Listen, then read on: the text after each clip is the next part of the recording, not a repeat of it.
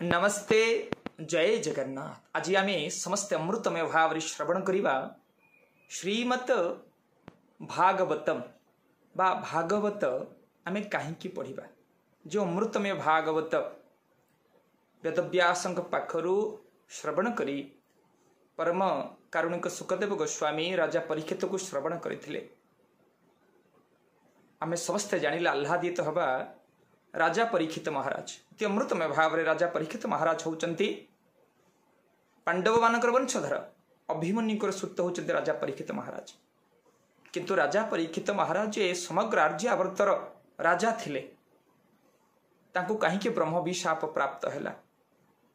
ऋषि शमीक ऋषिंकर पुत्र शृंगी मुनिकर विशाप पाई जो राजा परीक्षित समग्र आर्यावर्तर राजा थिले भारतवर्षर राजा थिले से ब्रह्म विशाप प्राप्त हेले 7 दिन भितर ताकू तक्षक दंशन करिवो। विषादरे परिपूर्ण राजा परीक्षित आसी पहुंची गले जाह्नवी नदी तटरे आउ अनेक साधु सन्थ माने आसुचंती अंगिरा पुलक्य वशिष्ठ विश्वामित्र अनेक सन्थ वेदव्यास जी अनेक सन्थ माने आसीचंती किंतु तांकर केही विषाद को दुख को परिपूर्ण करि पारु नांती।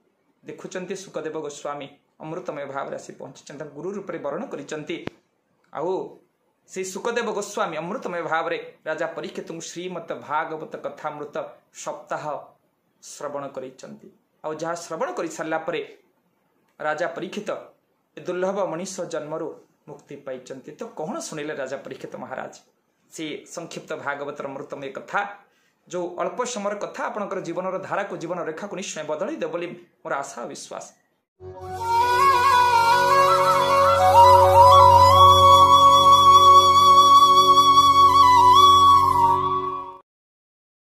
कौन शुणिले ना अनेक जन्म तप बले मनुष्य जन्म मोहितले आहा गोविंद गोविंद गोविंद पदुगलुची मकरंद। अमृतमय भाव रे संस्कृत ओडिया भागवत को जहाँ वेदव्यास टीका करते ताकू ओडियार व्यास जगन्नाथ दास लिखिले अनेक जन्म तप बले मनुष्य जन्म मोहितले। जो दुर्लभ मनुष्य जन्म आमको मिली ये मनुष्य जन्म अनेक जन्म तपस्या फल आमके दुर्लभ मनुष्य जन्म मिली अनेक जोनि रे बुली सारिबा परे मनुष्य के दुर्लभ मनुष्य जन्म मिली। मनुष्यर जीवन लक्ष्य कौन ये जो अनेक जन्म तपस्या फल दुर्लभ मनुष्य जन्म मिली। मनुष्य भावुची बड़ घर करदे सुख अच्छी मनुष्य भावुची चाकरी करदे सुख अच्छी मनुष्य भावुची बाही गला पर सुख अच्छी यह कौन मनुष्यर वास्तव स्वरूप। मनुष्य तो कौन यही आसला मनुष्य जीवन लक्ष्य सत्य को जानिबा सत्य को उपलब्धि करिबा जे मु किए मो जन्म पूर्व कोठी थिली मु मृत्यु पर कुआड़ को जीवी मु कौन करिया पे आसीची एठी करूची कौन ए चिंतन आसीबा प्रत्येक मनुष्यर कार्य। प्रत्येक मनुष्य चिंतन करिबा दरकार जे हु एम आई मु किए मु जन्म पूर्व थिली कोठी मरला पर कुआड़े जीवी। आपण माने समस्त जानिले आनंदित हेबे। मनुष्य जीवन लक्ष्य जदी घर तयारी करिबा होंता उई कोन हुंका तयारी करूनी कि मनुष्य जीवन लक्ष्य जदि पिला छुआ को खाइबा को दवा होंता बाई चढ़े कंता छुआ को खाइबा को दौनी कि मनुष्य जीवन लक्ष्य धान चाउल बोई आनी जदि घरे रखिबा होंता पिंपुड़ी कौन चाउल बोई करी गाते रखुनी कि मनुष्य जीवन लक्ष्य कौन सत्य को जानिबा सत्य को उपलब्धि करिबा। सेते जगन्नाथ दास ओडिया भागवत लिखुचंदी बालके मोर बोल कर बेल हूँ गोविंद सुमर बालके मोर बोलकर बेल हूँ गोविंद सुबर आद्यरु प्रारंभरु ब्रह्मचर्य जीवन प्रत्येक मनुष्य भागवत स्वाध्याय परिवार आवश्यकता अच्छे। भागवत रे जहाँ लिखाई दैनिक जीवन कर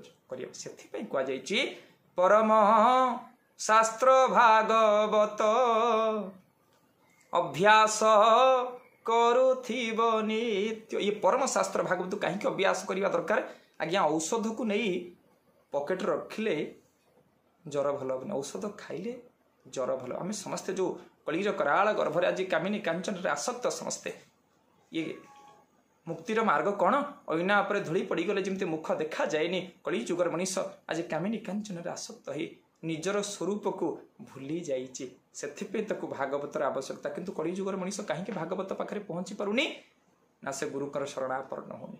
तेणु भागवत भगवान सुंदर भाव कहले मनुष्य केतबळे भागवत पढ़िबो ना जेतबळे से साधु संतकर संस्पर्श आसव भागवत भगवान सुंदर भाव कहते ये जीव साधु संग बिनु लभी न पारे मोर तनु। भागवत भगवान सुंदर भाव ओडियार व्यास जगन्नाथ दास लिखुଛନ୍ତି ए जीव साधु संग बिनु लभी न पारे मोर तनु। जेतबळे मनीष साधु संग करिब साधु माने बुझेदेबे धन रे ये दुर्लभ मनीष जन्म होची गोटे चाखुंडा काठ जेमती चाखुंडा काठ चुली भितर पशि जड़ा हुए ये अमृतमय आम समस्त शरीर दिने मशाणी रूपक चुली भितर पशि जड़ा हम समस्त जड़ा हवा शरीर दिने जड़ा हब किंतु ये शरीर जहाँ सरी सरी जाए ता हूँ शरीर जहाँ दिने दहन हम ता हूँ देह ये अमृतमय शरीर आम प्रत्येक दिन जन्मरू दूरौचे मृत्यु को पाखौचे। देखो चिंतन करूँ थे मो कथा प्रत्येक दिन समस्ते जन्मरू दूरौचे मृत्यु को पाखौचे। प्रत्येक दिन बाथरूम रे साबुनटा घोरी हुए पेनसिल पछपट रबरटा घोरी हुए जहाँ सरी सरी जाए ताहूँ सर आम प्रत्येक दिन सरी सरी जाऊे। माँ कहूँ मो पुओ बढ़ुची ना पुओ छिड़ुची आम बढ़ी बढ़ी जाऊे ना छिड़ी छिड़ी जाऊे। आमर जो अमृतमय दुर्लभ समय को आम अकारण कामिनी कांचन रे पर चर्चा रे पर कथारे नष्ट कर दौचे विलास व्यसन नष्ट कर भोग नष्ट कर शरीर उपयोग ना ये शरीर उपभोग ये शरीर को आम उपयोग करवा ना ये शरीर उपभोग करवा। तेणु समस्ते श्रीमद भागवत होचंती परम कारुणिक भगवान वासुदेव कृष्ण अमृतमय जीवन चरित से भागवत कहगला हरि कथारे श्रद्धा नाही उद्धव दरिद्रटी से हरि कथारे जार श्रद्धा ताकु न लागे भवबाधा। तेणु हे सज्जन मु धीरे धीरे भागवतर आसंता एपिसोड रु आपन को प्रत्यह एबे भागवत आरंभ हब। भागवत प्रथम रु मु आरंभ करी एई जो सत्संग यूट्यूब चैनल रे धारावाहिक भाव में भागवत चलियो। भागवतर प्रत्येक मनीष पे भागवतर आवश्यकता कौन भागवत आम कहीं पढ़ा भागवत मनीष को कौटी नहीं पहुंचे जदि सत्य आप सत्य को उपलब्धि करने चाहते निज जीवन को निज स्वरूप को जानापी चाहते ताले सत्संग यूट्यूब चैनल रे आपण प्रत्यह संध्यारे सप्ताह 3 दिन रु 4 दिन आम चेष्टा करूँ प्रत्यह संध्या 7 घटिका समय आम भागवतर एपिसोड मूल तत्व सुंदर सुंदर कहानी सहित भागवत आमको भेटिदेबू जो भागवतर कथा आपंकर जीवन धारा को जीवन रेखा को निश्चय बदलदेव। तेणु ये अमृतमय कथा आम सीना नलनील जाम्बवान हो पारानी गुंडुची मूषा होकर तो पुणी एक राम राज्य सृष्टि कर घरे घरे ओडिया परंपरा को आम घरे घरे पहुँचे पारिबा। तेणु गाँ गाँव तो भागवत टुंगी उठीगला तेणु यूट्यूब मध्यम सुंदर सुंदर कहानी मध्यम भागवत को ओडिशार अगणित श्रोता मानक पाखरे ओडिशार समस्त हरिप्रेमी भागवत प्रेमी मानक पाखरे आम पहुँचा चेष्टा करूँ।